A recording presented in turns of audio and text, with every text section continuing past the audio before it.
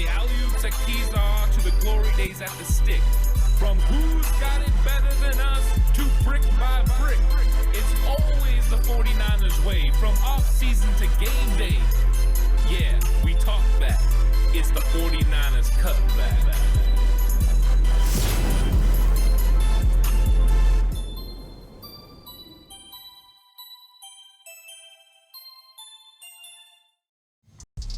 It's 49ers Cutback Podcast time. Welcome to the show, everyone.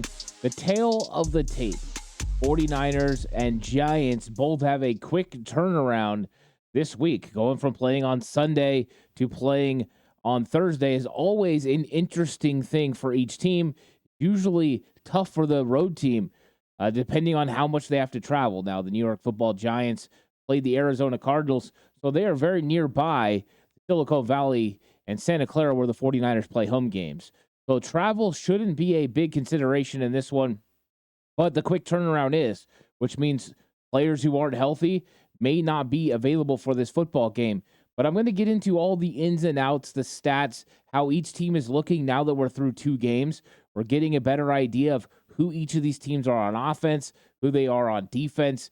It's really a cool thing to look at the numbers, just see how both teams are progressing and what each team does well and how they're going to match up against each other. That's what I'm excited about. So thank you for joining me for this episode. Like and subscribe to the channel if you haven't already. If you're listening on an audio platform, 49ers Cutback on Believe, please give me a 5-star rating. I really appreciate that.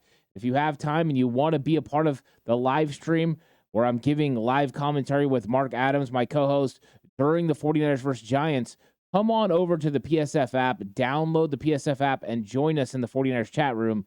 It's a lot of fun. We just did the 49ers versus Rams game. A lot of good things that came out of that. So let's talk about this matchup because I think it's interesting. The New York Giants, of course, are 1-1, and that first game against the Dallas Cowboys, it seemed like everything that could go wrong went wrong, and the Cowboys won big against the Giants in New York. That's never what you want to start the season, a big loss to a division team and by a big margin. So the Giants had to respond. It was a slow start against Arizona, but they got it going and they got a victory and improved to 1-1. With the San Francisco 49ers, of course, handled Pittsburgh with the blowout. It was a big win for the 49ers on the road. Then they had to travel to divisional rival Los Angeles Rams, and they got a victory there. So they're 2-0, two different ways to go about it. But the 49ers offense has definitely been on point early on in the season, which is different from what the 49ers have normally had throughout Kyle Shanahan's history here with the San Francisco 49ers, where the offense traditionally started slow. The defense would somewhat carry the 49ers until the 49ers offense picked up. Offense playing a lot better in 2023 than it has under Kyle Shanahan. And why not? You have more weapons than you've ever had before. You have Debo, Christian McCaffrey, George Kittle, Brandon Ayuk is emerging as a big-time star in this league. You have guys who play their roles like Kyle Juszczyk and Jawan Jennings who are pivotal to the 49ers offense.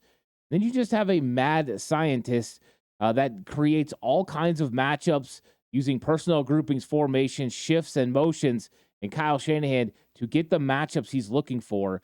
And if you want to see all that, all the game film from 49ers versus Rams, every single breakdown is available over on 49ers Cutback Patreon. So join it. You can hear my breakdown. I have first half offense, first half defense, and second half offense, second half defense. 4 videos, full breakdown, each play. It's a lot of fun. So head on over to Patreon and join the 49ers Cutback, and you can see that. Also a brand new episode of Ant Hill available over there as well. So let's get more into these numbers. We know what the record is, but let's look at what the offense does. Points per game, the 49ers have scored 30 points in both games. So exactly 30 against Pittsburgh, exactly 30 against the Los Angeles Rams. With the Giants, a little bit of a different scenario. In week 1, they get shut out by the Dallas Cowboys, a very impressive Dallas team that ended up getting 7 sacks on Daniel Jones. Pretty dominant. And then you look at what they did against Arizona. They were down early, but then came back.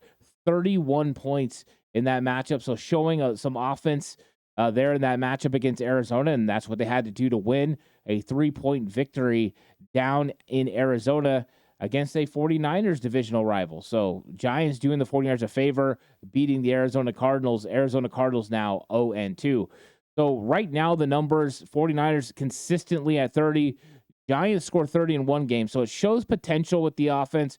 It shows they have the potential to have a lot of points scored. But right now you have one game where they're completely shut out. The other game, it's a slow start. We don't know exactly who these Giants are on the offensive side of the ball. What we do know is Daniel Jones has looked average in the game against Dallas, but a lot better against Arizona. He's got playmakers around him. Of course, there's going to be a big question mark in the backfield because it doesn't look like Saquon Barkley is going to play against the 49ers on Thursday night, which is a huge blow to the New York Football Giants because Saquon can do it all. He puts so much stress on a defense, not just with the way he's able to run the football, his power, his jump cut ability, his feel, but also catching the football out of the backfield as well. He's so good in that area that he definitely opens up the playbook for the Giants. Another area that he opens it up is in the read option, and they do like to use Daniel Jones to run the football on the edge. And if you crash down your defensive ends, which we know has been a problem for the 49ers in the past, then Daniel Jones gets some yardage out on the outside. That is always something to fear if you're a 49ers defense. But in this case, you're taking away one of the big weapons that the Giants have. An unfortunate ankle injury is going to keep Saquon Barkley potentially out of this game. I've heard that there's good news. It's not a high ankle sprain, but still enough to make this week seem unlikely on a short turnaround. And probably the smarter move for Saquon moving forward is for him to sit this game, and then you have a mini bye before you have to play again. So I think, the Giants are definitely going to be missing Saquon because look at their numbers. They've been rushing the football 117.5 yards per game between the two matchups. Barkley getting it done, Daniel Jones adding into it. And really, those are the two guys that are getting it done as far as on the ground. There hasn't been a lot of, big runs from anyone else, and that's what's going to be the question because the 49ers are going to see a familiar face as the running back this week in Matt Breida. Breida, of course, was huge for the 49ers in 2019, had some explosive runs, so we know the speed is there from Matt Breida. The question is, can he hold up consistently running in the middle? And we all know as 49er fans that Dre Greenlaw, Fred Warner, all going to be looking for that football because that's one area that Matt Breida has struggled throughout his career is putting the ball on the ground. But we'll see how the 49ers go about going after Matt Breida in this run game. But then when you turn the attention over to the 49ers run game, Christian McCaffrey has exploded on the scene again. He had 151 yards in week 1. Week 2, he has 116 yards on the game. And then when you look at his explosives, he had a huge explosive in week 1 that went for a touchdown. In week 2, he has a huge explosive against the 49ers down to the 10-yard line. So really, this 49ers run game has been going really well. It's basically been Christian McCaffrey and then the addition of Deebo Samuel. 49ers haven't really turned to Elijah Mitchell or Jordan Mason to have any carries as of right now. Will that change as the season progresses? I think we all expect it to. Elijah Mitchell was coming off an adductor injury during the preseason. Maybe that's playing into it. Maybe it was situational matchups that they were looking for, and they didn't want to play Elijah Mitchell because they were looking for a certain look from the Rams. That's all, we're waiting to see what's going to happen. So we'll see what happens. But right now, nearly 175 yards on the ground per game is really spectacular for the 49ers. So that's executing at a high level in the run game. And we know the 49ers, if they're executing in the run game, it opens up everything else. It opens up play action pass, and it just creates voids in the middle of the defense. And as much as I love watching film, we saw so many times where the middle of the field is just wide open because defensive players are running to the right with Deebo, to the left with McCaffrey. They just can't figure out where the ball's going, and that's when you get these big-time plays. So rushing, both have good attacks. I don't know what the Giants' attack is going to look like with Saquon Barkley potentially missing from their lineup. So that's something to monitor, and it could be a added element to make it a little bit easier for the 49ers defense. But you never count out a player like Matt Breida, and you never count out a play caller like Brian Dable, because he does a really good job. So let's talk about the passing yards per game. Daniel Jones had a big game this last week against Arizona, over 300 yards passing.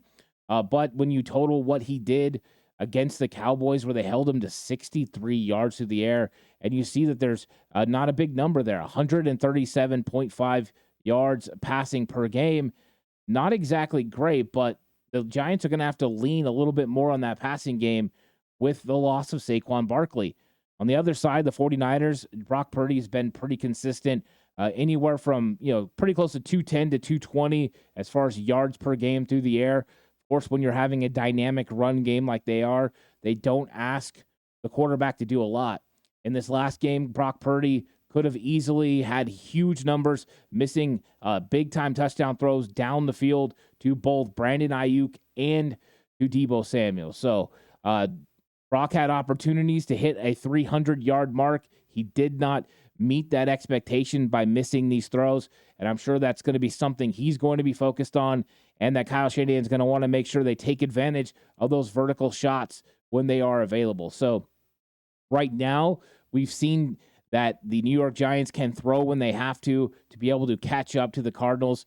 But we also seen what a dominant defense and a dominant pass rush did to Daniel Jones in week 1. So that 137 definitely going to go up as games progress, as they get further away from that Dallas Cowboys game. So they do have a formidable, passing game, especially when you're talking about the tight end, Darren Waller. They've got other wide receivers as well. Darius Slayton, Paris Campbell, Isaiah Hodgins, Jalen Hyatt, the speedster, Sterling Shepard. So they got a lot of names that we're familiar with. They can all be good route runners. So the 49ers will definitely have to get out there and put pressure on Daniel Jones if they want to slow up, the pass yards for the New York Football Giants. So when we're looking at the quarterback comparison here, you got 2 games between them. The yards between the two in the games is eerily close. So Brock Purdy leads the completion percentage at 66.7. He actually raised it from week 1. He was more efficient with the football in his hands, even though he did miss 3 potential big plays downfield, the 2 that could have went for touchdowns. He still raised it up, inching closer to that 70%, which is an elite caliber quarterback in the league. Daniel Jones sitting at 63.1, and he had a pretty good quarterback, completion percentage in both games. It wasn't terrible. Yards, 426 for Brock Purdy, 425 for Daniel Jones. So pretty equal. Here's where you start getting a little bit of separation. Interceptions. Daniel Jones has turned over the ball 3 times. Brock Purdy has not turned it over at all. Purdy did have a fumble that he lost in a strip sack from TJ Watt. But as far as interceptions, Brock Purdy has not made those kinds of mistakes. He's been very careful with the ball. He's thrown the ball away. He's been making sure he takes advantage of what the defense gives him. And if something's not there, being smart, showing that veteran capabilities that he has. And that intelligence is really what the 49ers are counting on, knowing when to run, knowing when to throw it away, and knowing when to take a shot. And he has been very calculated in those situations. When it comes to sacks, the Dallas Cowboys got 7 sacks against the Giants. That's not good. Daniel Jones taking 10 sacks on the season is not great. Arizona added 3 more sacks. So right now, Daniel Jones is getting a lot of pressure, and a lot of what's happening with Daniel Jones has to do with the offensive line. They're dealing with injury to Andrew Thomas. Ben Bredesen hasn't been healthy as well. That is your left side of the line. So they've been having to play backups, and that is definitely playing into this a little bit. So remember that when we're going to talk about the 49ers pass rush with Nick Bosa, Drake Jackson this week. 10 sacks, there's a lot of opportunities to get home to Daniel Jones, especially with Saquon Barkley not going to be available for this game, it appears. I haven't heard it 100%, so until then, I'll keep leaving the door open. Brock Purdy on the other side, 4 sacks. Week 1 against Pittsburgh, he sacked 3 times by TJ Watt. But last week, only 1 sack, and even then, he almost got past the line of scrimmage. It was more a chase once he left the pocket. Did The Rams get pressure on Brock Purdy, make him move within the pocket sometimes, yes. But overall, the defensive line was unable to get past the 49ers offensive line. They held up, whether that was part of its scheme and part of it just they played better. They did have opportunities to get to Brock Purdy. He got rid of the football, some of them complete, some of them throwaways. So he took care of himself and made sure he didn't take negative plays and make sure he did not have any turnovers as well. And then as far as quarterback rating, Brock Purdy 102.9 to Daniel Jones 72.9. So a big discrepancy between the two right there. You see that the quarterback right now, Brock Purdy, is proving that he can take care of the football, executing this offense at a high level, where Daniel Jones has had some sort of hit and miss. It was really bad in week 1. It was a lot better in week 2. Let's see what he does in week 3, and let's see if he can kind of shake off a lot of that prime time conversation where people are putting him in that category with Kirk Cousins, that Daniel Jones can't win in prime time. I'm really curious to see if that is the case or if he's going to be able to overcome that mantra that people say about him. But let's talk about third down conversions. And anyone that listens to the channel knows third down conversions are one of the things I always focus on because getting off the field is so important in the league. If you're able to turn over and get another first down, that means that the defense gets more tired. That means your defense gets more rest, but also you just continue to break the will of the defense. First downs are very important. So when looking at third down conversions from the offensive point of view, the Giants are doing a pretty good job. That's the thing. The Giants are converting on third down at a pretty high rate. Last year, the 49ers finished at about 45%. The Giants are sitting at 42.85%. So not too bad right there. The 49ers fell. They were at 46% in week 1. But then in week 2, the Los Angeles Rams did really good against the 49ers on third down, and the 49ers are down to 36%. So they need to make sure they convert on third down at a higher rate. Now, one thing about the 49ers, they didn't face very many third downs in the game. They were only faced with 7. So their rate wasn't great, but they still got to make sure they execute at a higher level. If they don't execute at a high level, they're not going to win football games down the stretch. You have to convert on third down. That's one of the things Brock Purdy was really good about in 2022. Can he be good about it in 2023? So this is going to be an area to focus on because the Giants doing a pretty good job there as far as conversion rate. Now, here's the defenses and how they give it up. The Giants allow third down conversions at a 43.38 rate. So pretty close to their offense. Of average of how good their offense converts, their defense gives it up about the same amount.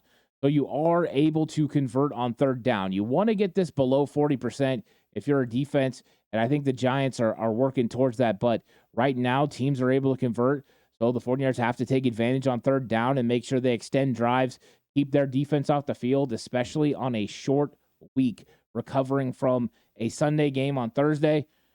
First downs are going to be pivotal, and as long as it's third and manageable, you think you got a better advantage to be able to convert on those. The 49ers giving up 41.38, which is elevated a lot because the Los Angeles Rams converted at 50% of the third down attempts that they had. 49ers held Pittsburgh to a very low rate, 33% in week 1. But here came the Los Angeles Rams, who were posting the best third down rating in the entire NFL at 64%. And the 49ers got them down to 50, but still, they were converting on third down at a high rate. So the 49ers have to do better at getting off the field and making sure they get those stops.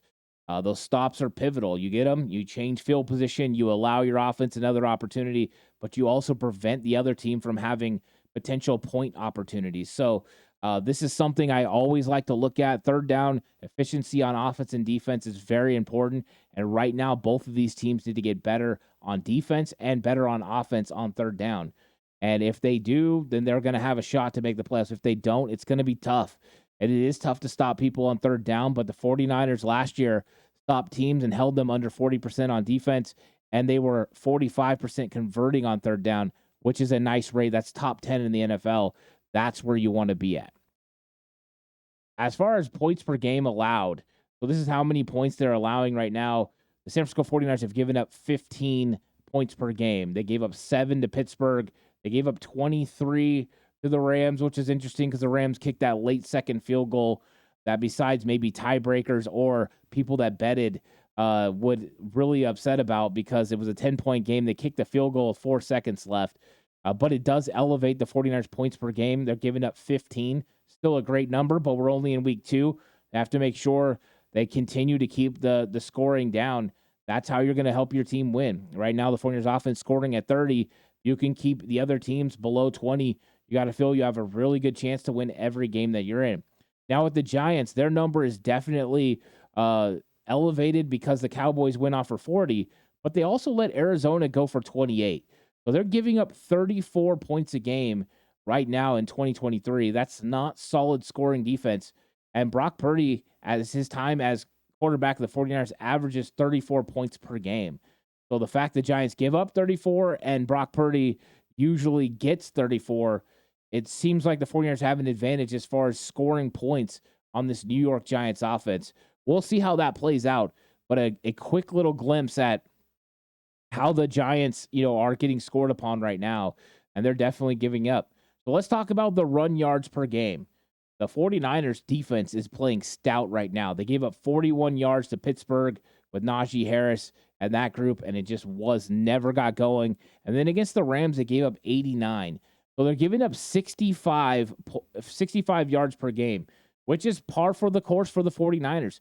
Last year in 2022, the 49ers defense gave up 77 yards per game on the ground. So this is kind of what they did. A lot of question mark coming out of preseason, a lot of worry about the 49ers run defense.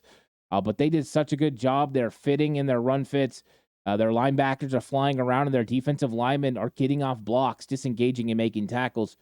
So they look pretty good. On the other side, the Giants are giving it up on the ground. Explosive plays. And they've got to turn that around because the 49ers are coming in averaging nearly 175 yards on the ground. So can they stop the 49ers? And that's going to be a key in this game because the 49ers are going to want to run the football, establish a run game, and get this game done quickly. Get your guys healthy, get into that mini bye.